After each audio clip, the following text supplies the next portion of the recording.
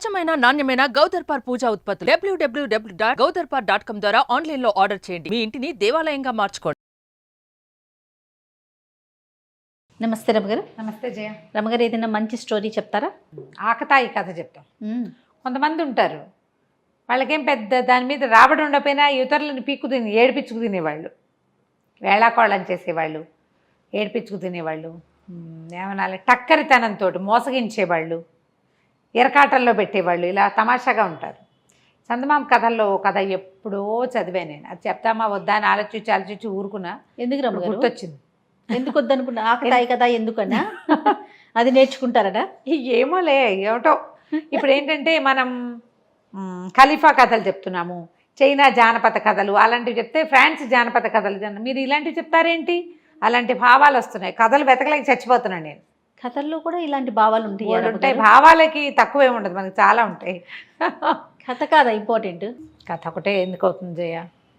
అట్లా అంటే పలానా స్టోరీలే చెప్పాలని అలా గిరిగీసుకుని కూర్చుంటే ఇన్ని స్టోరీలు ఎలా చెప్పగలుగుతామండి? కొన్ని వేల స్టోరీస్ కదా. అవన్నీ ప్రశ్నలు మీరు వేయకూడదు, మేము ఇలాగే అంటాం. అంతేనా? మేమంతే. ఏదైనా చెప్పగానే మీరు గాజులు వేసుకోలేదు, మీ మెల్లో మంగళసూత్రాలు ఉన్నాయా, బొట్టు పెట్టుకోలేదు, వాళ్ళు మేకప్ చేసుకున్నారు ఎందుకు, అలాంటివి అడుగుతారు. అంటే అలా ఒక ఉద్రేకం వస్తుంది. మరి అలాంటప్పుడు మీరు ఇలాంటి పిచ్చి పిచ్చి వేరే కథలు చెప్పవకండి. అలాంటివి కూడా వచ్చినా సరే ఇంకా కథలు లేవు, నాకు దొరికింది కదా చెప్తా అంతే. కాదు రమ్మగారు, మనం తాగే నీరు కానీ పీల్చే గారి కానీ మనది అని రాస్తుంటుందా అండి? అలా ఉండదు, కానీ ఇట్లాగే ఆలోచించలేకపోతే ఎట్లా రమ్మగారు?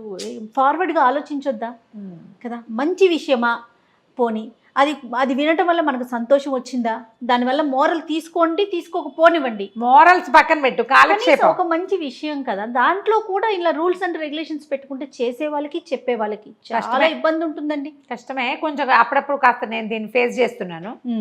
నాకు పర్సనల్ మెసేజెస్ వచ్చేస్తుంటాయి, మీరు ఇలాంటివి చెప్పకండి, ఫలానా స్టోరీసే చెప్పాలి. సరే, టిల్ అనేవాడు ఒకటి పేరు. ఇదేంటంటే మన దగ్గర ఒక కెమెరామెన్ ఉన్నాడండి, టిల్లు. మన డీజే టిల్లు ఉన్నాడు కదా, అలాగా. ఈ టిల్ ఏంటంటే జర్మనీ కథ. ఇది ఒక పేద సామాన్య కుటుంబంలో పుట్టాడు. చిన్నప్పటి నుంచి చిలిపివాడు, ఏదో ఒక కొంటె పని చేసేవాడు, అల్లరి చేసేవాడు. ఎవరి పైనుంచి దూకుతారో వాళ్ళకి అదేదో దొరుకుతుందని పిల్లల మధ్య పందాలు పెట్టి వాడు మాత్రం దూకేవాడు కాదు, అందరూ దూకేవాళ్ళు. చిన్నప్పుడు ఒకటి చెప్తుండేవాళ్ళు, ముక్కు కొక్కితే ఆంజనేయ స్వామి కనిపిస్తాడు. అందరి పిల్లలందరికీ ముక్కు మీద పుళ్ళే 108 సార్లు కోకాలి. తర్వాత ఏమవుతుంది, ముక్కు మీద ఇక్కడ దూలం మీద పల్చగా ఉంటుంది కదా స్కిన్, అందరి పిల్లలకి ముక్కు మీద పుళ్ళు ఉండేవి. అసలు ఎవడు చెప్పాడో వాడు చచ్చినా కొక్కునేవాడు కాదు. వీడు కూడా అలాంటి వాడు అన్నమాట.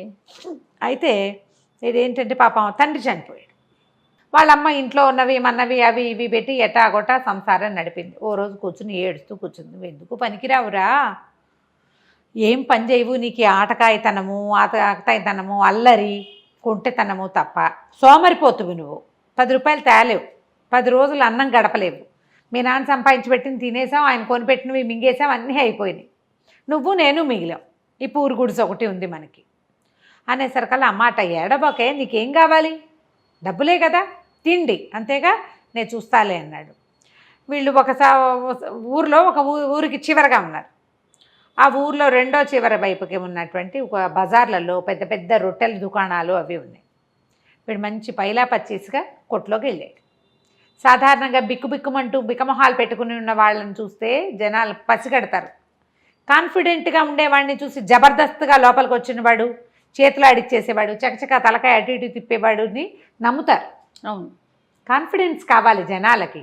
వాడి దగ్గర డబ్బులు ఉన్నాయో లేదో కాదు ముందు కావాల్సింది. బిక్కమొహం వేసుకుని భయంగా చూస్తున్నాడు అనుకో, అసలు నీ దగ్గర డబ్బులు ఉన్నాయా అని అడుగుతారు.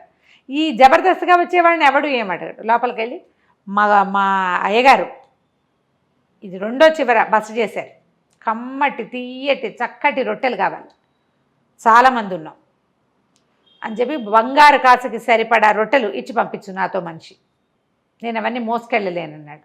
పెద్ద తట్ట నిండా వస్తాయి, మనిషిని ఇచ్చి పంపించు, కాసు వాడికి ఇచ్చి పంపిస్తా.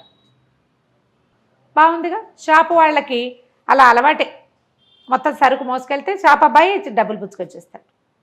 సరే, ఆ కుర్రాడు షాపులో ఒక అతను ఉన్నాడు, మరీ కుర్రాడు ఏం కాదు, పెద్దవాడు, బుట్ట తట్ట నెట్టి మీద పెట్టుకుని నడుస్తుంటే ఈ టిల్ అన్నాడు, ఏ సరిగ్గా పట్టుకో, ఒరిగిపోతోంది, పడిపోతాయేమో రొట్టెలు, అసలే మా అయ్యగారు ఒప్పుకోరు, కింద పడితే రొట్టెలు అన్నాడు. అతను వాడు బాగానే నడుస్తున్నాడు, ఒరిగానా అని ఇలా చూసుకున్నాడు. చూడంగానే ఒక రొట్టె జర్రుమని జారి కింద పడిపోయి. రొట్టె అంటే అవేమిటి, బన్నులు, బన్స్ అంతంత ఉంటాయి, ఇట్లా కొంచెం దెబ్బరొట్టెలు లాంటివి. పడిపోయి పడంగానే గట్టిగా అరిచాడు ఈ టీళ్ళు. అయ్యో అయ్యో ఇంకేముంది, కింద పడేసేసావు, ఓ పని చెయ్యి, నేను ఇక్కడ నుంచుట, ఈ రొట్టె పుచ్చుకుని షాప్కి వెళ్ళిపో, అది అక్కడ పెట్టి మీరు ఎవరన్నా తిందురు కానీ, కింద పడిన రొట్టె మా అయ్యగారు తినరు, ఆయన గొప్పతనాన్ని చాలా తక్కువ, ఇంకో రొట్టె పుచ్చుకురా, నేను ఇక్కడే నుంచుట అన్నాడు. ఇంత బరువున్న తట్ట వాడేం చేసుకుంటాడని వీడు నాదే తప్పు అనుకున్నాడు. ఆ బుట్టలు మోసే అతను గబగబా నడుచుకుంటూ పోయాడు. అతను అటు తిరగంగానే ఈ బుట్టను నెత్తి మీద పెట్టుకుని పరిగెత్తేసాడు. వాళ్ళ అమ్మకి తీసుకొని చూపించాడు. అమ్మ చూసావా, తియ్యటి రొట్టెలే, వెన్నబూసినవి, పంచదార జల్లేరు, ఎన్ని రోజులో వస్తాయి, హాయిగా తిందాం, మనకు కావాల్సిన రొట్టెలే కదా. ఆ ప్రాంతంలో రొట్టెలే తినేవాళ్ళు. ఏదో కాస్త అవి ఇవి బియ్యంతో పల్చగా జావ లాంటిది కాచుకునేవాళ్ళు. ఆ మాత్రం బియ్యం ఉన్నాయి, రొట్టెలు కావాలి ప్రధానంగా. 10 రోజులు గడిస్తే వాళ్ళమ్మ 10 రోజులు అవ్వగానే, ఒరే నువ్వు తెచ్చిన బుట్టెడు ఎన్నాళ్ళు వస్తాయిరా, రొట్టెలు కాస్త అయ్యే పోయినాయి, మళ్ళీ మొదలెట్టేమో మళ్ళీ మొదటికి వచ్చాం మనం అంతే దిట్టిపోతుంది. అంతే కదా, ఎవరి దగ్గరైనా పని చేస్తాలేవే అన్నాడు. అయితే ఏమైంది, ఒక రొట్టెల కర్మాగారంలో చేరాడు. అది రొట్టెలు చేసే బేకరీ. అయితే ఆయన సాయంకాలం అయ్యేసరికి వీడికో 4 రొట్టెలు చేతిలో పెట్టేవాడు. డబ్బులు ఇవ్వాలి, ఇంకా డబ్బులు ఇవ్వాల, ఏ రోజుకి ఆ రోజు కూలీ ఉంటుంది.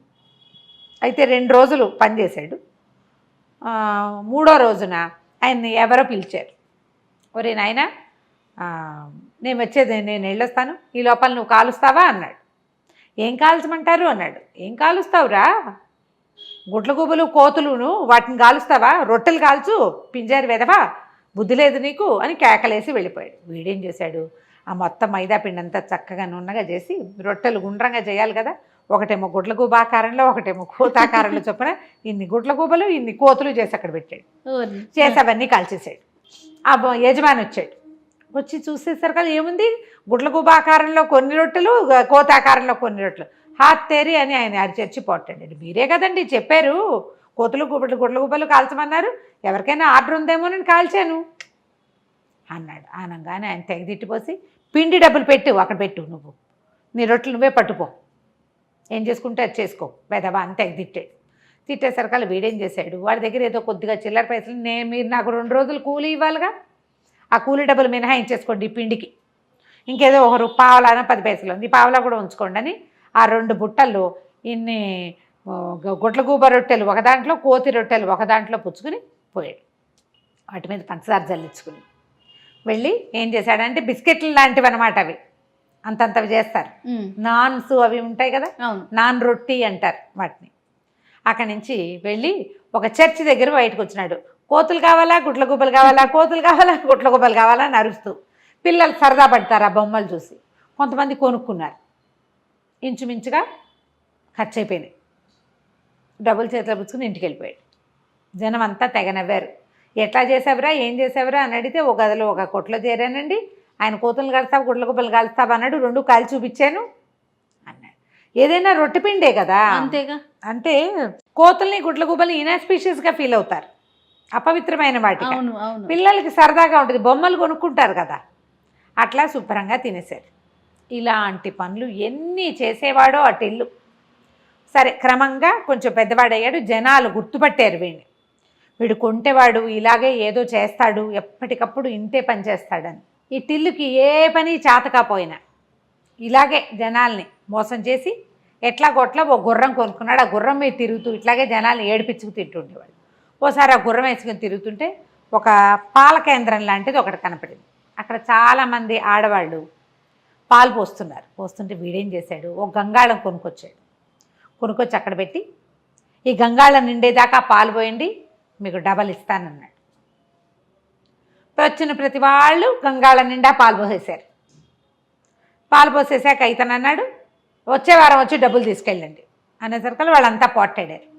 డబ్బులు కావాలి. అయితే మీ పాలు మీరు పట్టుకోండి. ఎవరి పాలు వాళ్ళు పట్టుకుపోవాలంటే లైన్గా ట్యాప్ కింద నిలబడ్డట్టు ఎందుకు నిలబడతారు, జనాలు తొక్కిసలాటై సగం పాలు కిందే పోయినాయి. అయ్యో, అక్కడంతా జనాలు చుట్టూతా చేరి సరదా చూస్తున్న వాళ్ళంతా చూస్తూ ఉండగానే ఇటిల్లు కాస్త వెళ్ళిపోయాడు. ఇట్లాంటి పనులు చేసేవాడు అనమాట. అయితే ఏమైంది, క్రమంగా అలా ఇలాంటి పనులే చేస్తుండేవాడు. అయితే కొన్ని రోజులకి ఏమైంది, ఏమి డబ్బులు మిగల్లా అతని దగ్గర. వాళ్ళ అమ్మాయి చచ్చిపోయింది, ఈ గుర్రం ఒకటే ఉంది. గుర్రాన్ని అమ్మేయాలనుకున్నాడు. గుర్రాన్నేమో అమ్మడం ఇష్టం లేదు, అమ్మపోతే బండి నడిచేలాగా లేదు. అక్కడి నుంచి ఏం చేశాడు, ఆలోచిద్దామని ఒక కొట్టంలో గుర్రాన్ని కట్టేశాడు. కట్టేసి బయట బోర్డు రాసి పెట్టాడు. నా దగ్గర ఒక అత్యద్భుతమైన గుర్రం ఉంది, తల ఉండే చోట తోక, తోక ఉండే చోట తల ఉన్నాయి. దానికి తల ఉండాల్సిన చోట తోక ఉంది, తోక ఉండాల్సిన చోట తల ఉంది. బ్రహ్మాండంగా పరిగెడుతుంది, మామూలుది కాదు అది. చూడదలుచుకున్న వాళ్ళు తలా ఒక రాకాసు ఇవ్వండి అని పెట్టాడు. గుర్రం కనపట్ల, అందరు సందులో నుంచి చూస్తున్నారు, కనిపించట్లే. అదంతా పకడ్బందీగా కట్టేస్తుంది. సరే ఏముంది, జనాలు ఒక రాకాసే కదా, బోళ్ళంతమంది రాకాసులు ఇచ్చారు, జేబులు నిండిపోయినాయి. టడా అని పెద్ద మ్యూజిక్ పెట్టి ఆ గుర్రాన్ని బయటికి తీసుకొచ్చాడు. చూస్తే అందరూ ఇదేంటి మామూలుగానే ఉంది కదా అన్నారు. మెళ్ళో కట్టి ఉండాల్సిన తాడుని తోక దగ్గర కట్టాడు. చూసుకోండి వింత గుర్రం. జనాలంతా పగలబడి నవ్వారు. రాకాసులు వచ్చిన వాళ్ళు కాసు కోసం ఏం పోట్లాడతారు, అదే కదా. కొన్నాళ్ళకి డబ్బులు వచ్చేసినాయి. ఇలా ఎన్ని కోతి పనులు చేసేవాడు. ఒకసారి ఏమైంది, ఇతను ఒక నగరంలో నుంచి లోపలికి వెళ్తుంటే ఒక 12 మంది బిచ్చగాళ్ళు కూర్చున్నారు. వాళ్ళు పాపం చాలా బాధపడుతుంటారు. బిచ్చగాళ్ళు అంటే ఏంటి, గుడ్డివాళ్ళు, అందరూ గుడ్డివాళ్ళే. వాళ్ళు ఎవరో ఒకళ్ళ సహాయంతో అక్కడికి వచ్చి కూర్చుంటారు, సాయంకాలం మెల్లిగా వెళ్ళిపోతారు. ఈయన అన్నాడు వాళ్ళ దగ్గరికి, నేను మీ అందరికీ తలా ఒక బంగారు కాసు ఇస్తా. 12 మందికి 12 కాసులు. చక్కగా ఊళ్ళో సత్రం ఉంది కదా, వాళ్ళ ఒక వారం రోజుల పాటు మీరు హాయిగా తిని పడుకుని విశ్రాంతి తీసుకోండి. అంటే బాబాయ్య నువ్వు ఎంత గొప్పవాడివి, ఎంత దానపరుడివి అని వాళ్ళంతా సంతోషించారు. ఒట్టిగా వెళ్ళి అక్కడ పడుకుంటామంటే ఆయన ఒప్పుకోడు. బంగారు కాసులు ఉన్నాయి కదా, సరే ఇదిగోండి 12 కాసులు అన్నాడు. ఈ 12 మంది ఏమనుకున్నారు, తమలో ఎవరో ఒకడు 12 కాసులు తీసుకున్నారనుకున్నారు. ఎవ్వరికీ ఇవ్వలే అతను, ఇవ్వకుండా వెళ్ళిపోయాడు. వీళ్ళు తమ దగ్గర బంగారు కాసులు ఉన్నాయన్న దిలాసాతోటి ఊళ్ళో నగరంలోకి వెళ్ళిపోయి, నగరంలో ఒక పేరెన్నికగన్న సత్రం, అక్కడ చాలా పెద్దది, స్నానశాలలు ఉన్నాయి, లోపల ఎంతో చక్కటి భోజనం దొరుకుతుంది, హాయిగా విశ్రాంతి తీసుకోవడానికి ఎంత బాగుంటుందో వాళ్ళ దగ్గర. అందులోకి పోయేసరికి ఇదేమన్నా ధర్మసత్రం అనుకున్నారని సత్రం యజమాని వీళ్ళని అదిలించాడు. ధర్మసత్రం ఏంటి, ధర్మసత్రం అని మేము అనుకోలేదు, మాకు తెలుసు ఇది పెయిడ్ సత్రం అని. మా దగ్గర 12 బంగారు కాసులు ఉన్నాయి, ఒక్కొక్కళ్ళు ఒక్కో బంగారు కాసు ఇస్తాం. ఎన్ని రోజులు ఉంచుకుంటామంటే వారం రోజులు ఉంచుకుంటాను అన్నాడు. ఒక కాసుకి 1 వీక్. హాయిగా వారం రోజులు సుఖంగా ఉన్నారు వీళ్ళు. వారం అయ్యేసరికల్లా వాడికి వారం అయిపోయింది, నా డబ్బులు ఇచ్చి కదలండి అన్నారు. అలాగే తీసుకో అన్నారు. తీసుకో అంటున్నారు. ఇందులో వీళ్ళలో ఒకడన్నాడు, ఒరే బంగారు కాసులు ఎవరున్నాయో ఈయనకి ఇవ్వండి రా అన్నాడు. నా దగ్గర లేవంటే నా దగ్గర లేవన్నారు. అప్పుడు వీళ్ళకి అర్థమైంది బంగారు కాసులు ఎవ్వరికీ ఇవ్వబడలేదు. అక్కడి నుంచి గట్టిగా అరిచి అతను ఏం చేశాడు, వీళ్ళందరినీ బందిఖానాల్లో పెట్టాడు. ఆ బయటే ఉంది ఒకసారి దీంట్లో, అందులో వేసి తలపేసేసాడు చీకటి కొట్లో. టిల్లు మాత్రం వీళ్ళ మీద దృష్టి పెట్టుకుని ఉన్నాడు, గమనిస్తున్నాడు. వచ్చి ఏమిటయ్యా భలేవాడివి, పాపం వాళ్ళకి ఎవరో ధర్మాత్మలో సహాయం చేస్తారని వచ్చారు, ఒక వారం రోజులు ఉంచుకున్నా వాళ్ళని ఏం చేసుకుంటావు, కబోది వాళ్ళని పెట్టుకుని అంటే మరి నేనేం చేయనండి, నా నష్టం ఎవరు పూడుస్తారంటే ఆ మాత్రం దానం చేసే ధర్మాత్ములు లేరు, ఉన్నారు బ్రహ్మాండమైన వాళ్ళు, ఎంతమంది ఎంతో అద్భుతమైన వాళ్ళు ఉన్నారు. కావాలంటే మీ ఆవిడని నాతో పంపించు, నేను ఆ దానం ఇచ్చేవాడిని ఎవరినైనా చూస్తా అంటే సరేనన్నాడు. సరే అంటే ఇతను ముందెళ్ళి ఒక మత గురువు దగ్గరికి వెళ్ళి, అయ్యా ఒక అభాగ్యుడికి సైతాన్ సోకింది, దాన్ని వదలగొట్టాలండి మీరు అంటే, తప్పకుండా నాయన దానికి అభాగ్యులకు సహాయం చేయటమే కదా మతాధికారులది పరిస్థితి, మేము అదే కదా చేస్తాం, వీలు వెంబడి అన్నాడు. ఈయన పోయి మన టిల్లు వెళ్ళి ఆ సత్రం అధికారి దగ్గరికి వెళ్ళి, మీ ఆవిడని పంపించు, నేను డబ్బిచ్చే మహానుభావుని సెలెక్ట్ చేశాను అన్నాడు. ఈవిని వెంబడి పెట్టుకెళ్ళి అక్కడికి చెప్పాడనమాట. నేను చెప్పిన ఆయన తాలూకు భార్య ఏంటంటే, అమ్మ తప్పకుండా అతను కోరిన సహాయం నేను చేస్తానమ్మా అన్నాడు. అంటే ఈవిడేమనుకుంది, ఓహో సహాయం చేస్తానన్నాడుగా, అందుకని ఇంటికి వెళ్ళి ఆ సత్రం అధికారితో చెప్పింది భర్తతోటి, ఏమండి వాళ్ళని వదిలేయండి, పాపం మతాధికారి సహాయం చేస్తానన్నాడండి, డబ్బులు ఆయన ఇచ్చేస్తాడు, గుడ్డివాళ్ళని పాపం ఎందుకు, ముసలివాళ్ళు గుడ్డివాళ్ళు వదిలేయండి అంటే, అమ్మాయి వారం రోజులు హాయిగా జీవించిన గుడ్డివాళ్ళు తమకి దానం చేసిన వాడిని ఎవరినో శతాయువుగా దీవించి వాళ్ళ దారిని వాళ్ళు పోయారు, ఎక్కడికో వెళ్ళిపోతారు ముష్టడుకోవడానికి. సరే రెండో రోజున సత్రం అధికారి పనులన్నీ చక్కబెట్టుకుని మతాధికారి దగ్గరికి వెళ్ళాడు. వెళ్తే ఇద్దరు కాసేపు డిస్కషన్ చేశాక ఆయనకు అర్థమైంది, తనకి సైతాన్ మొదలుగొట్టడానికి మాట్లాడి పెట్టారు తప్పిస్తే తనకి డబ్బు ఇవ్వడానికి కాదు అని జనానికి తెలిసింది. అందరూ నవ్వి కేకలేసి ఎక్కిరించుకుని ఇలా సరదా పడేవాళ్ళు అనమాట. కొన్నాళ్ళు ఇలా గడిచాక మొత్తానికి ఇతన్ని పట్టేసుకున్నారు, అధికారులందరూ పట్టుకున్నారు. ఏంటి ఇతను అందరినీ మోసం చేస్తాడు, ఇందులో పెద్ద పెద్ద మోసాలు ఏం లేవు, ఒక మాదిరి మోసం కానీ చేస్తాడు. పట్టుకున్నాక ఏం చేశారు, టిల్లుని ఉరిదీస్తామన్నారు, శిక్షలు పడ్డాయి. ఇలా మోసం చేసిన వాళ్ళకి ఉరి శిక్ష ఉంది ఆ ఊళ్ళో, ఉరి శిక్ష వేస్తామని మొత్తం జనం అంతా చేరారు. వాళ్ళలో కొంతమందికి వీడికి ఉరి శిక్ష వేయడం ఇష్టం లేదు, వాడి వల్ల సరదాగా మంచిది, ఎప్పటికప్పుడు ఇలాంటి సంఘటనలు చెప్పుకుని నవ్వుకోవడానికి బాగుంటాయి. అందరూ నుంచున్నారు. నుంచుంటే సరే ఇతనికి ఊరేస్తుంటే ఆఖరి కోరిక చెప్పమన్నారు. టిల్లు అన్నాడు, ఇంతమంది వచ్చారు కాదండి, నా వల్ల ప్రభుత్వానికి ఇంత ఖర్చు అవ్వాలా చెప్పండి, ఓ వజ్రస్థానం, ఓ ఊరేసేవాడు, వాడికి డబ్బులు ఇవ్వాలి, ఇది ఓ కొత్త తాడు, ఇవన్నీ ఎందుకండి వేస్ట్ అనవసరంగా, ఓ పాత తాడు తెప్పించండి అనేసరికి అధికారులకు ఏమనిపించింది, వీడు ఏదో ఖర్చు తప్పిస్తానంటున్నాడే. ఊరేసేటప్పుడు కూడా మళ్ళీ అధికారులు ఆలోచించారు. వాడు చెప్తున్నాడు ఒక ఐడియా, వాడు అలా కన్విన్సింగ్గా చెప్పగలడు అనమాట. వాడు ఏదో ఐడియా చెప్తానంటున్నాడని వాళ్ళు కొంచెం ఆలోచించుకొని సరే అన్నారు. అక్కడి నుంచి వాడిని దింపారు. ఊరు వేసేవాడికి జీతం ఇవ్వాలి, ఈ పని చేస్తుంది, వాడు నెలకి ఇన్నెన్ని వేస్తాడు, ఆ వేసిన దానికి ఆ అకౌంట్ నుంచి వీడిని తీసేయచ్చు. కొత్త తాడు కూడా వేస్ట్ అవ్వదు, తాడు తీసి పక్క పెట్టి ఓ తాడు తెప్పించారు, కిందకి దింపారు, ఆ తాడు చేతికి ఇచ్చారు. సరే అన్నారు. అనేసరికి అలాగేనండి, నాకు అవకాశం ఉన్నప్పుడు చేయి తీరిగిన అయినప్పుడు ఈ పాతోడితోటే ఊరేసుకుంటారని జంపు అలా పారిపోయేవాడు అనమాట. ఆఖరికి అతను చనిపోయేటప్పుడు కూడా ఈ రాజ్యం నాకెంతో మేలు చేసింది, నా మొత్తం యావదాస్తి రాజ్యానికి రాస్తున్నాను అని వీలునామా రాసి చచ్చిపోయాడు. సూపర్. రాజ్యానికే తన డబ్బంతా ఇస్తానన్నాడు, ఇంతమందిని మోసం చేశాడు, వాడి దగ్గర కోట్లు ఉంటాయని సకల రాజమర్యాదలతోటి అతనికి అంత్యక్రియలు చేసి ఆయనకు పెద్ద సమాధి కూడా కట్టారు. అవన్నీ అయిన తర్వాత ఆయన బాక్సులు ఓపెన్ చేస్తే అందులో కంకర రాళ్ళు ఉన్నాయట. చనిపోయేటప్పుడు కూడా తమాషానే, ఆకతాయితనంతో చేశాడు.